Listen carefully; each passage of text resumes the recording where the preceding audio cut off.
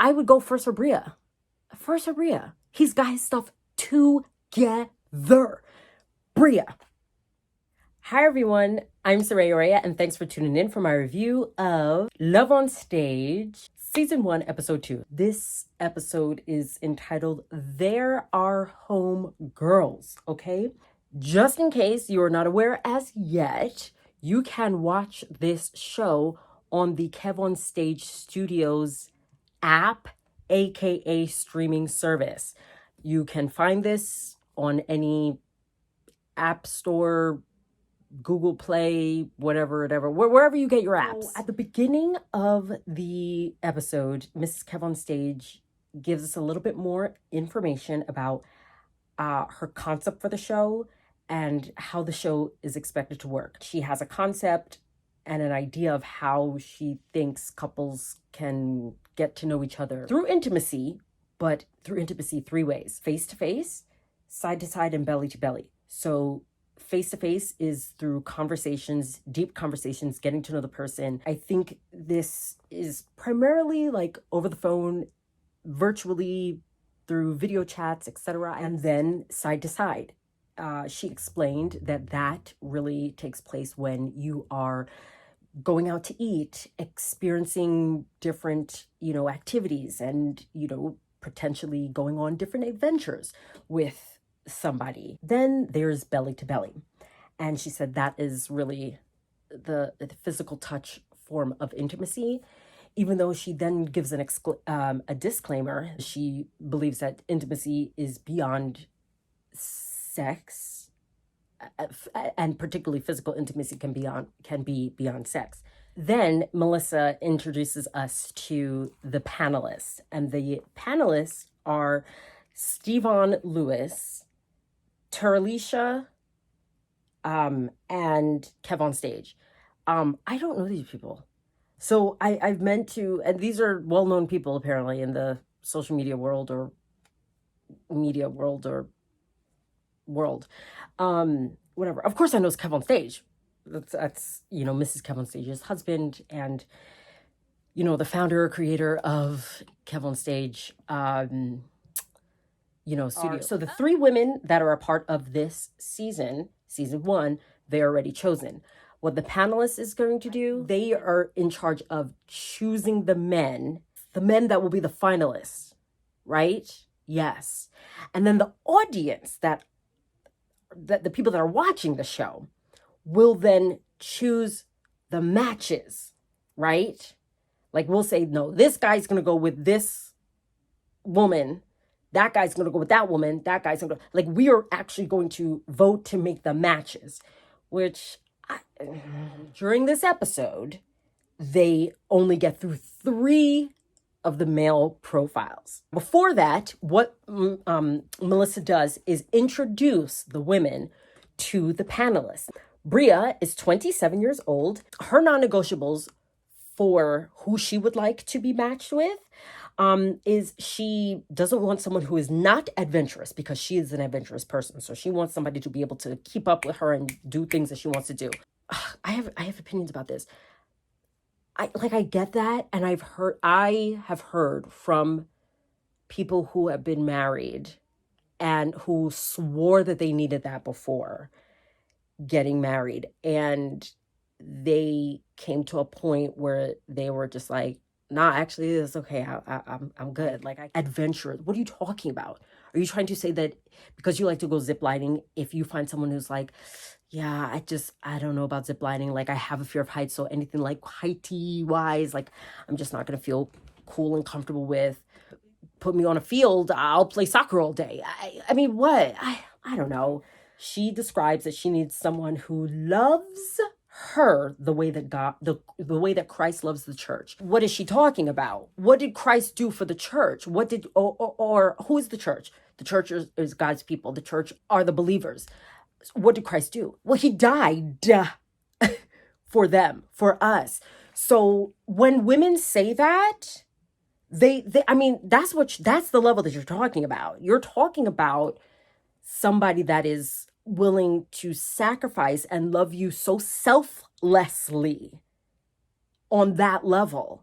That's a super high calling. It's just that if the husband is not on that level of Christianity or on that level of his walk with Jesus, I do think that people need to understand what their expectations are. Maybe I should just wait for a little bit more of the matches to happen before I maybe have some more to say about some of the things that she wants. Because I do think that people start off with such a laundry list, guys included, and then maybe they come to a realization of where things can either come off or really move to the bottom of their priorities. When it came to the panel having an opinion of what she wants, Kev picked up that it sounds like her relationship with God, or her looking for someone with a relationship with God, was definitely her top priority.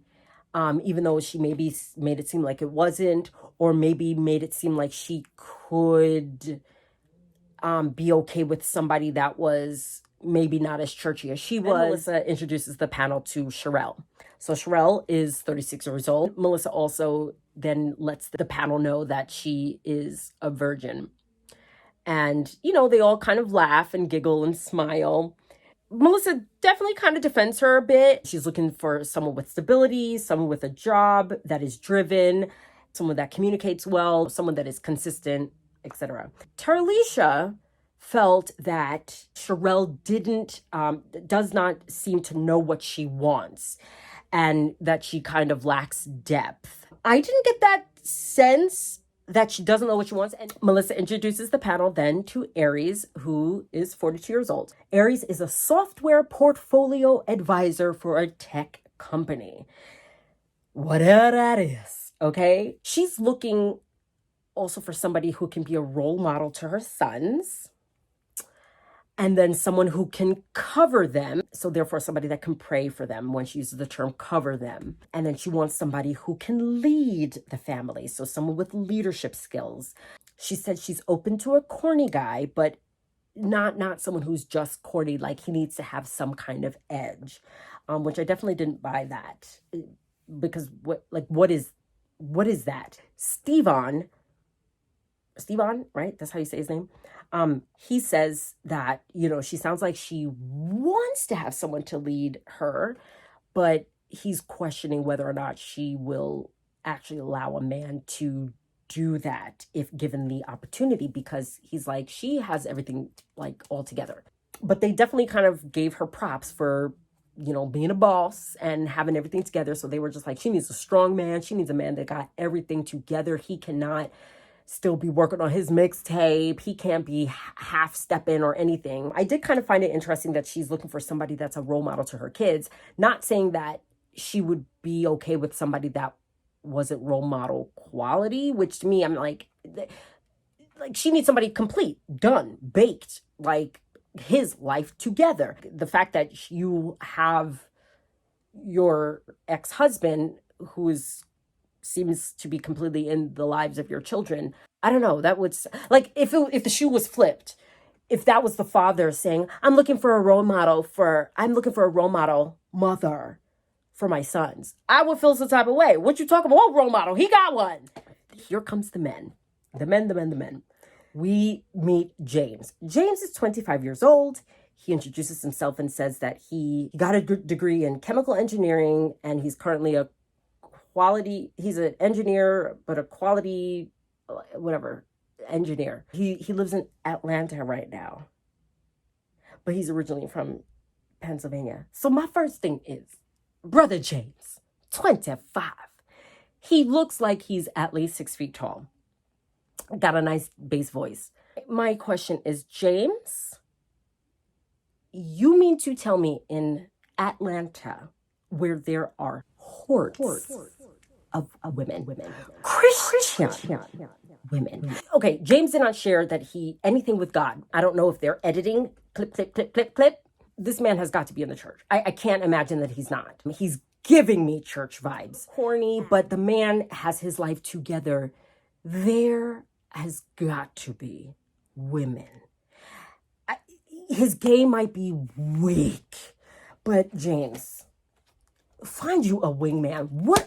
you had to come on the show or tell me that they recruited you, because I cannot believe that your game is so weak that you are out here at 25 feeling that you are suffering. And my other note was, James, give it time.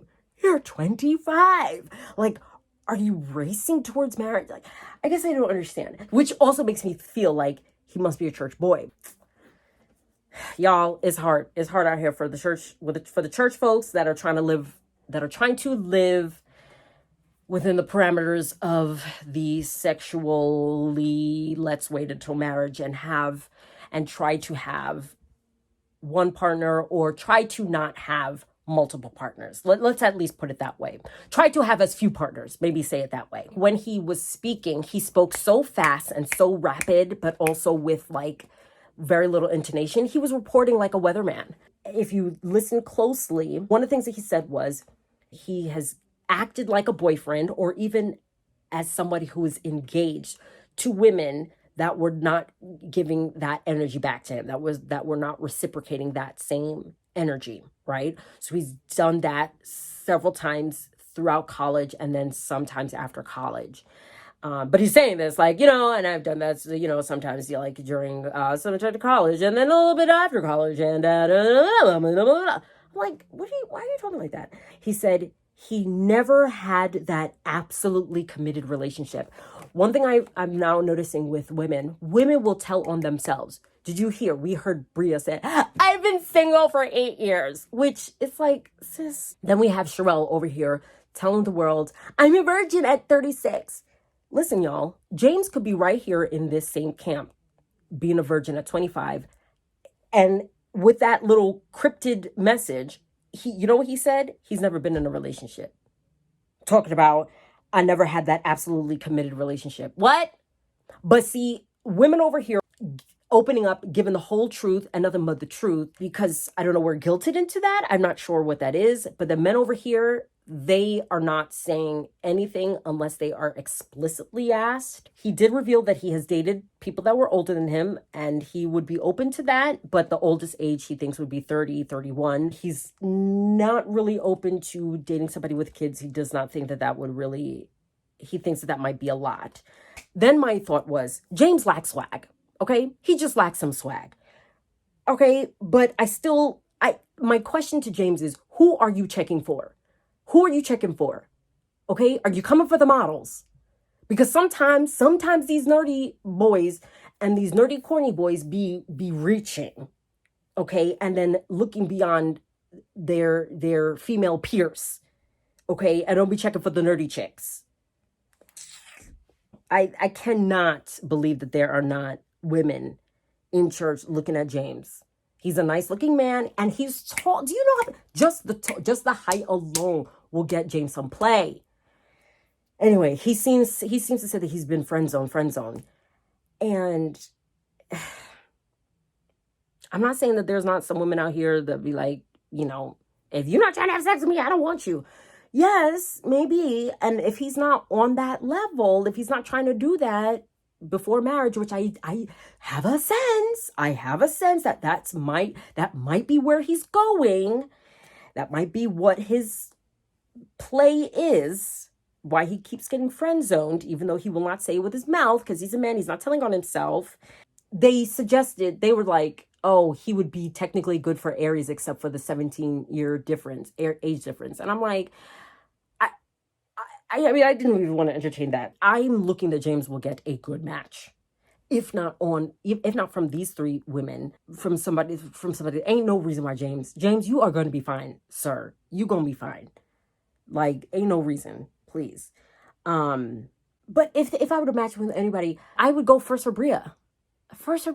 He's got his stuff together. Bria. I mean, I don't even know why they didn't even mention her name first. Next, we meet Aaron. Aaron is 28 years old. He's an entrepreneur, and he owns 3 businesses. He uses a bunch of words that together that I couldn't really explain anything to you. One I caught was it's an Airbnb holdings company. So he's very into fitness, and he says he's very fit. His evidence was that he went from 270 to 215. I thought that was interesting. Again, instead of actually saying the amount of weight he lost, he decided to let people know the weight that he was and then the weight that he is. I don't think that I'm incredibly impressed because, first of all, I don't even know your height. The way that he's talking about his fitness and the way that he, after that, is just like, he wants a fit woman.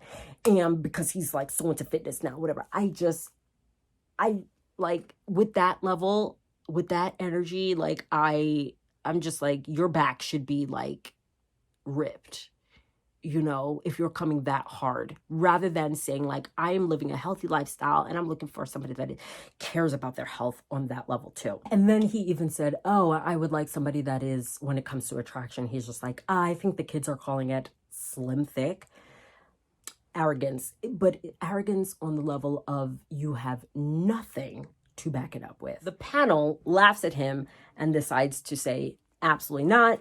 These are our homegirls, so he is not the one. He is not appropriate for any of the women, so he gets eliminated from consideration. Lastly, we meet Gerard, who is 29 years old. Gerard is an actor and filmmaker producer. However, his current new job is a property management. I mean, you've got a day job. Good. So you've got something steady now. Bruh, 29. Then he starts to go on and says that, you know, he's a new person and, you know, he's just trying to, you know, be his best self as a new person. He said that he was engaged before. And so I thought that was an interesting choice of words. He says that he's been tackling his trauma and says that he is emotional and impulsive and that he's trying to be more considerate of people when it comes to his actions. First of all, right after he said engaged and then adds this whole, he's really emotional and impulsive. Right off the bat, I have 100 questions to ask you before I kick you off this list. Because of Chris from Married at First Sight. Are you kidding me? When were you engaged? When did this engagement end? When was the last time you had sex with your ex? Did you use protection on that last time that you had sex with your ex? Now, can you tell me when you really had sex the last time with your ex? Do you think your ex could potentially be pregnant? I don't even know why there would be even a consideration for that. When? It better be years since his engagement is over. Because if this is some kind of rebound foolishness, please back away. Then Melissa asks him about what he wants in somebody. This does not make him look any better. Gerard is looking for somebody optimistic and creative, but also supportive and respectful. Oh gosh, when men start saying that, I'm just like, ugh. He's not religious, but he does want somebody to believe in God. The religion does not matter, is what he said. The religion, not denomination. Those are two different things. You understand? So he's open to religion. But he's saying, so unless they're going to ask follow-up question, do you mean denomination or religion? Because, you know, some people, they don't know words, so they just like interchange words, and then maybe he means denomination, so he's expecting somebody to be a Christian, rather than if they come and say like, well, I believe in God, but, you know, I'm not of the Christian faith. He also says that he wants his own kids, so he is not looking for somebody who has kids, and he basically said that he would rather be single than be with somebody with kids. To me, I think you can stop at, I would rather not date somebody with children, rather than adding that extra line. That just sounds a bit harsh. Ooh, here's his non-negotiables. This is when the non-negotiable list starts. He is looking for someone to defend him and support him in front of people and believe in him. That's his non-negotiable. One thing I realized from like dating sites and stuff, dating apps, I noticed guys will write something in a way and I will think, it sounds like you're writing about a specific incident versus the question is more general. Like, what are you generally looking for? But you see, for his non-negotiable, he's going very specific. Something happened that makes him say, you got to be able to defend me and support me in front of people and believe in me, because it just won't work without that, because I'm a believe in you. I'm a believe in you. So the panel comes back and says, like, Tarlisha, she gave the best comment. She was like, it sounds like he's hurt. But then Stevon over here thought first that maybe he would be a good match with Bria. I think he only thought that because their ages are close. Melissa said, like, oh, well, his job situation is steady-ish, because at the time of the recording, he didn't really have the job, but like by the time that it would air, like, yes, he would have been starting this new job. Then Kev thought maybe he would be a match for Sherelle. So I'm just like, okay, now y'all are reaching. But I think Kev thought, okay, we can't just deny it. We can't just deny all the guys. Somebody's got to make a match somehow. Thank goodness Tarlisha was like, yeah, but I don't think that maybe when it comes to her, level of purity and her views of sexuality, that would be a match for him. And 100% right. Forget about purity. Forget about her views on sex. Above the view on sex is her views of God and religion and those beliefs. He's over here with, he just needs somebody to believe in God. It doesn't matter the religion. She's deep talking about needs somebody who knows the word. Where would they cross? Where? I would even need to know, filmmaker and producer, what are you doing? Well, Kev was up and coming this, up and coming that. It's like, look at the littles that Kev did to get him to where he is now. Gerard, what is you doing? Maybe he's doing, but I don't know. Like, to me, I would definitely need to hear more about that. And maybe if he gets on a date with somebody, maybe he'd be able to be like, oh yeah, I mean, I submitted projects to this many independent film festivals, and we won this, or we were nominated. Maybe he's got that amount of content out there, but he's still, he's still got that 9 to 5 to pay them bills, which is totally fine. People make jokes about people who go to Starbucks to write on their screenplays. So my thing is Gerard one of those people who go to Starbucks and write about their screenplays all the time still? Or is he well on his way? That's it. Anyway, y'all, let me know what you think in the comments. And let me know if you are watching it. Let me know if you already have the app, or if you are at least thinking about getting the app from watching my reviews or from seeing some of Kevonstage's posts. Okay? All right, so I'll see you for my next review.